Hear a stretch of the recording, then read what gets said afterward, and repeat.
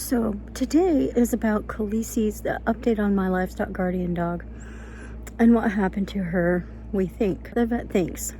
We came home from my uncle's a couple Saturdays ago and noticed that she did not look well. Her eyes were like sunken in. Her third eyelid was showing in both of them, not just one. And her ears were like straight up, lifted up. Not like straight up like a German Shepherd, but they normally look like lab's ears. And they look like a pit bull's ears. And we're like, what is wrong? She was eating okay. She looked okay. I mean, at that point, of course, this was a Saturday evening and the vet is not open on a Sunday, and it wasn't an emergency, so we thought. And so Monday morning we called the vet immediately and they were able to get us in their emergency slot. The vet ended up thinking it was tetanus because of the third eyelids showing on both of her eyes, not just one, and both of her ears being stiff. She couldn't even like relax them to make them hang down. They were so stiff, and her walk was a little wobbly at that point on Monday. The vet, because she thought it was tetanus, called around all of the emergency vets in the area to see if they had enough antitoxin, because my vet did not have enough antitoxin for tetanus because it is so rare in cats and dogs. They have some sort of antigen or something that usually they don't get it. It's just so rare. But even the biggest emergency vet up near Portland did not have enough antitoxin for Kesi. So what my vet did was have me go to the nearest farm store and buy the tetanus vaccine for horses.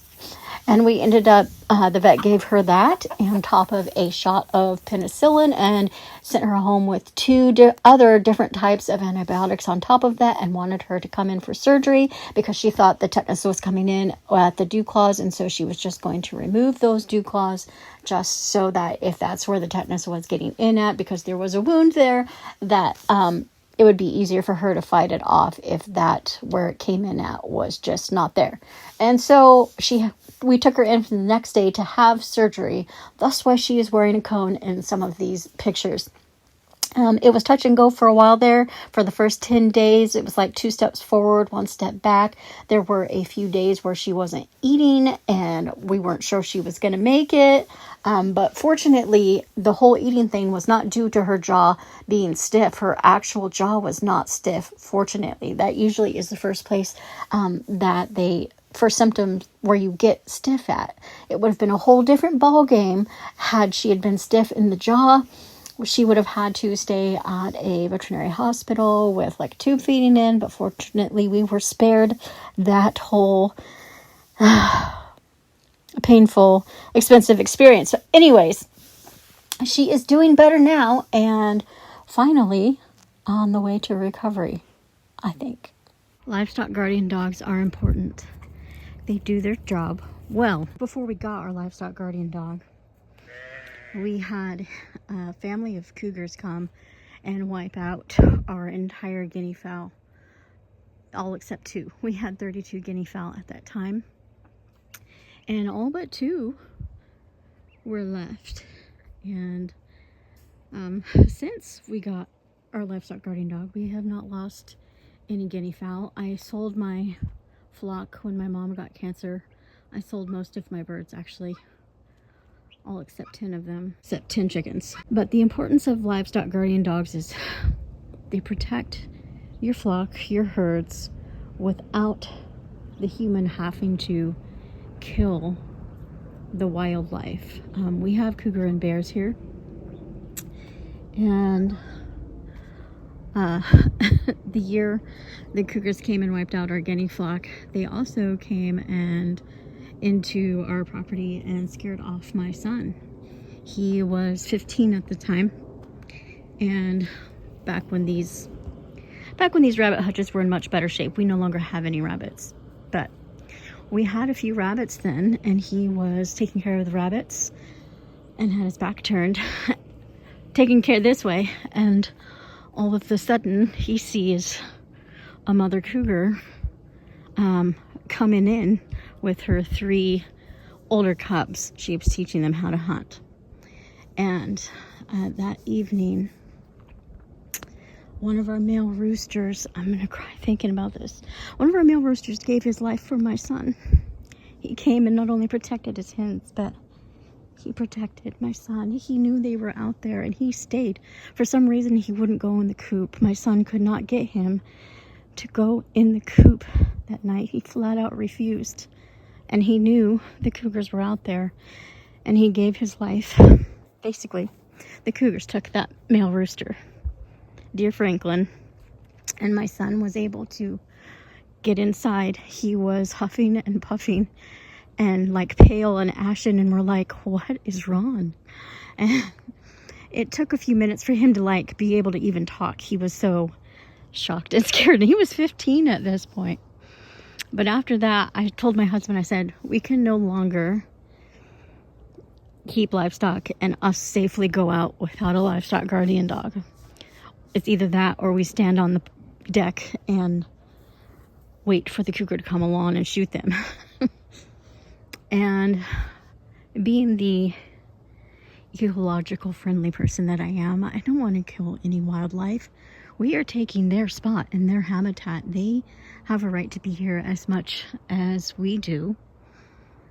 And livestock are just a temptation for them. So we got a livestock guardian dog, and Kesi has kept them away. And we haven't had any losses, really, until now. So sadly, this is what happens when you don't have a livestock guardian dog. Those of you who are sensitive, look away. This is what happens when our dog is not on her duty. We lost a chicken. It was the young male rooster, splash lace red, blue, and dot. Well, I only know that because of the feathers. I'm not going to show the rest of him, but that is what happens when she's off duty. We haven't lost a chicken since the last time she got sick. About a year and a half ago, she had a tumor removed, so she's been sick for over 2 weeks, and the predators know it. So she is getting better slowly. Hopefully she will be able to be back out here next week. So hopefully we'd have no more losses until she gets back out here. I've been trying to have extra ears listening out here for when the chickens and the guineas give the alarm bell, especially guinea fowl. They have an alarm bell when they see something that doesn't belong. You can hear them go off. It's a little hard when it's really hot outside, which it was that day that this happened. That was the day it was like 95, 99, and we have the air conditioners going because we don't have central AC, so we just have the window AC, and it's hard to hear when those are going. But I've been trying to come out and keep an eye on the windows and looking out and counting all of the chickens to make sure they're all still here. Roosters are important. Everybody doesn't want a rooster, and you can't have them in the city, but when you live in the country, it's very important to have a rooster. One, they keep the peace amongst all of the female hens. Two, if there is a predator and you don't have some sort of protection, livestock guardian dog, you free range them like we do here. I mean, obviously there's a tall fence, but it doesn't keep out everything. Anything that can climb a fence or jump a fence or fly over a fence is not going to keep them out. And in this case, there is part of the body here, so I do not think it was a cougar or coyote, because when they come and take a chicken, you don't see, first of all, with the cougar, you don't see a trail of feathers. Like, there's just none. They're so sneaky and so good at what they do. You just all of a sudden will have a missing chicken. A coyote, you'll see feathers, but the body will be gone. And here there's feathers and the body is left, so most likely it was a hawk or the stray cat that has been hanging around recently. And our livestock guardian dog is good with our cats, but if there's a stray cat, she will chase them out and try to get a hold of them if she can, because she knows they are not safe and they're predatory. Our cats know better than to mess with our birds, but a stray feral cat is hungry. It also could have been a bobcat, I suppose, but generally they take the whole thing with them. So, I don't think it was anything big this time. But the male rooster who got killed last week, he did his job. That is what roosters do for the hens. They give their lives to protect the hens. And it's sad, but even at that young age of only 3 months, he did his duty, and all of the hens are safe. So kudos to that rooster. I've been calling him Hansel. He didn't have a name until after he was gone, but kudos to Hansel. He did his job. So long, buddy. Thank you for saving the hens. I'm sorry Kesi couldn't be out here to help you. And this is what I have behind me, watching me talk and walk around out here.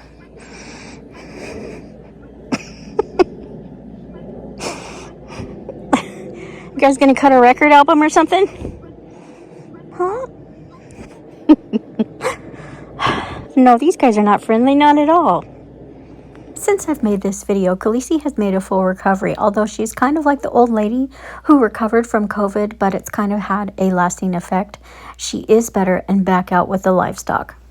And that is the update on Kesi, my livestock guardian dog, how she's doing, and what has happened around here since she's been sick.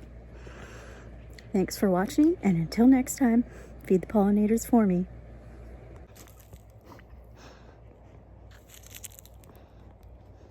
No noise? No noise? Hi. There, sweetheart. Can you say goodbye?